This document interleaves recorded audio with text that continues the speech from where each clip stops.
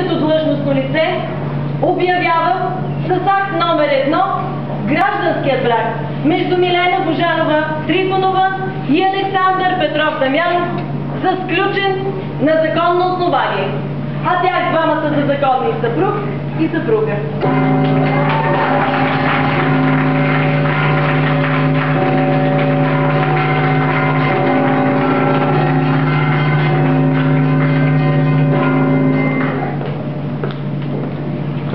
Уважаеми младежени, до сега вие вървяхте по две различни пътеки. От днес нататък тези две пътеки официално се вливат в една. И аз ви пожелавам до края на живота си да извървите винаги заедно, с много обич и взаимно уважение. По широкият път на живота вие тръгвате заедно ръка за ръка, но трябва да знаете и помните, че гражданският брак е една свята клетва за вярност и преданост един към друг. Към вашите родители, които са ви създали и отгледали и дали всичко от себе си за вашия щастлив живот. В живота вие ще срещате не само радости, но и тревоги и много трудности. Но трябва да знаете, че трудностите много по-лесно се посрещат, когато до своето рамо имаш рамото на верен, предан и любим другар. Да разбереш, да простиш, да посочиш нежно и деликатно, без да се поставиш какво и как не бива в новия ваш дом, това ще бъде първата ваша победа. Да замълчиш, да забравиш, да изтъкнеш другия скрие в себе си, когато е необходимо. Това е мъчно изкуство, но то може да бъде усвоено и приложено, щом има добра воля и сърдечно съучастие. Скъпи млади хора, вашият път ще ви води към големи и светли дни. Вървете към тях, водени от любовта и щастието, които ви доведоха тук в днешния ден. Не заключвайте щастието само във вашия дом. Поделете го с вашите близки и приятели. Уважаеми родители на младоженците, споделяме радостта ви по случай забележителното събитие в живота на вашите деца. Както в този тържествен момент сте близко до тях, така и занапред, в радостни и в трудни дни, бъдете близко до своите деца. Те са млади и се нуждаят от вашата помощ. И ние вярваме, че вие с готовност ще помогнете за укрепване на младото семейство. Уважаеми кумове, вие сте свидетели на бракосъчетанието, свидетели на любовта и щастието към тези млади хора. Направете така, че по пътя да ги усеем да бъде само с любов и много щастие. Мило семейство, вие сте равноправни членове в нашето общество. Бъдете такива в дома и в семейството. Обичайте и уважавайте своите родители. И ми позволете в този момент да ви припомня за отдихът на скъпо детство, за бащината стряка, за грижите на майките и бащите към вас. И направете така, че по пътеката към мама и татко и стръх тревата не расте. Създайте и отгледайте деца физически здрави, нравствено чисти и възвишени хора. Нека любовта ви никога не угасва, нека никога не остарявате един за друг. Дните на семейния ви живот да бъдат големи, светли и изпълнени с много обич и топлина. До сребърната, до златната, до брилянтната ви сватба. И макар ветрени от времето, бъдете все така влюбени един в друг. В тези вълнуващи за вас и вашите близки минути, приемете пожелалите ни за дълъг и щастлив семейен живот. Честито на добър час!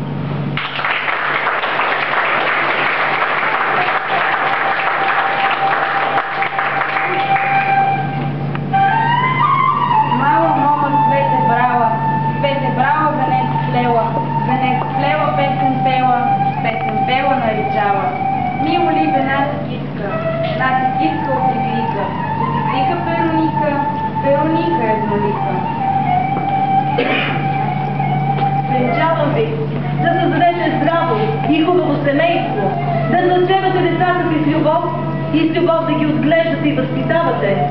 Венчавам ви да вдъхнете доброта и нежност на чувствата си, полет и мъдрост на мислите си. Венчавам ви да продължите пътя си напред, като достойни синове и творци на майка България. Слава и гнездо си, влюбени пръстени Евчефей, пърце да бъде полука, но пророква да дълга. Радостта му виска грей. Пръстенът е знак на съюза, който се сключва между вас.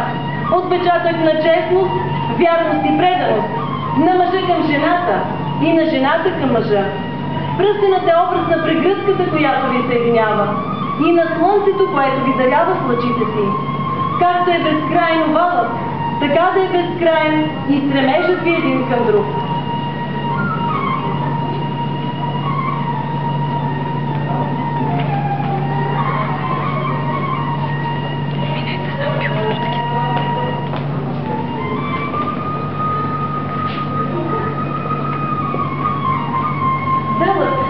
И стремеж ще бъде пътят, който ви предстои. Той ще ви предложи не само сладости, но и горчилки, не само радости, но и тревоги. Дръжте се ръка за ръка, споделите грижи, страхове и незгоди. И вие ще постигнете всичко, за което сте мечтали. На всяка годишнина от сватбата отпивайте по глътка вино от тези чаши и си спомните днешния щастлив ден. Хайде, кой първи приятел за... Хайде. Като днес бъди си винаги добра, и аз ще бъда по-добър от ден на ден. Животът ни ще бъде светлина и ти ще бъдеш винаги до мен. Пред моите очи заставаш съвършена и сякаш музика прекрасна, вдъхновена. Във всяка стъпка жест в мен трепти. Какво са другите? Без тях си песен ти. Аз ще ти бъда другар и съпруга, майка на твоите мили деца. Винаги нежна, вярна, любяща, едичък ще бъдеш за мен в света. Но искам да знаеш и помниш това. В лято и зима, тук и в пек. На мен се опирай, разчитай, буди ме и знай, че жена ти е най-вече човек. Ще тръгнем ние по житейския път, ръка за ръка щастливи и засмени.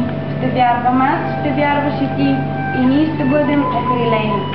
За нас животът песен ще роди, прекрасни и звучни рими. Щастлив съм аз, щастлива ще си и ти, защото се обичаме. А сега вдигнете тост и изпийте първата семейна на здравица. Хайде, кой повече пием. Хайде, да видим, да грамувайте.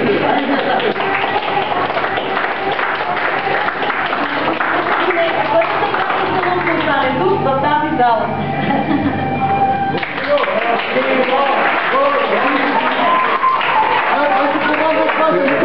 Саша, не можа да го хвана, пак трябва. Горчиво пак. Абега.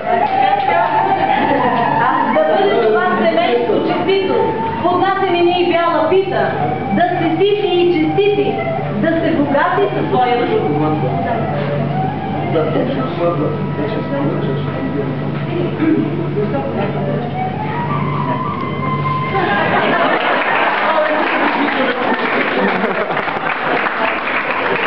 Както разделихте хляба на две, така да делите радости, скърби и тревоги.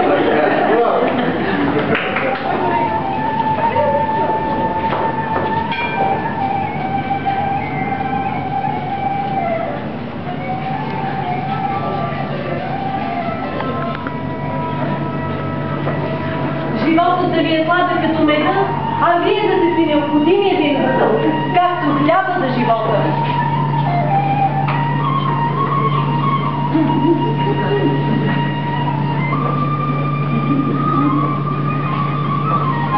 По стара българска традиция, жената е пазителка на огъня в семейното огнище, пазителка на семейния дух и всички семейни документи. Връчвам първия семейен документ на съпругата Милена Божанова Дамянова с пожелание да го пази цял живот, чист и неопетнен.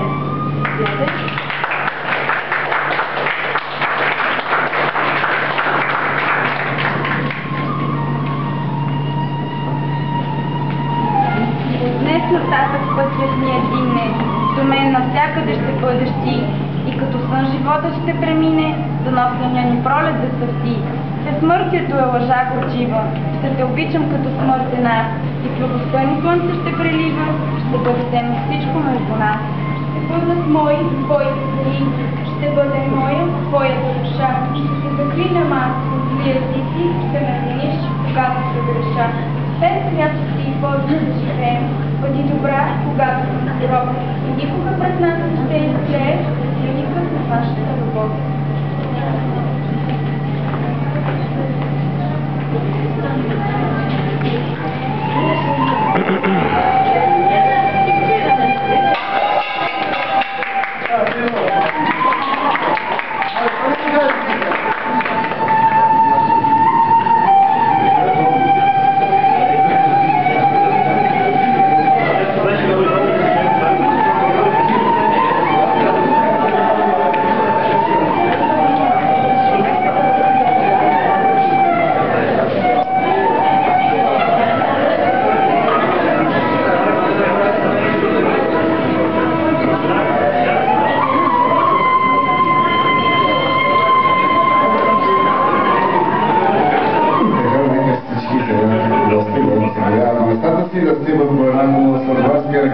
Докато младоженците се могли да изтъпват в верния ритъм, да го зачистим малко от реданси, да го приготвим за бурния хан, защото трябва да отиграем тази прекрасна сватба на един хубав януарски ден, 15 януари, успител.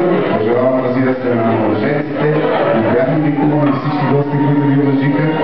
Един прекрасен световят и много успихнати съвместни години.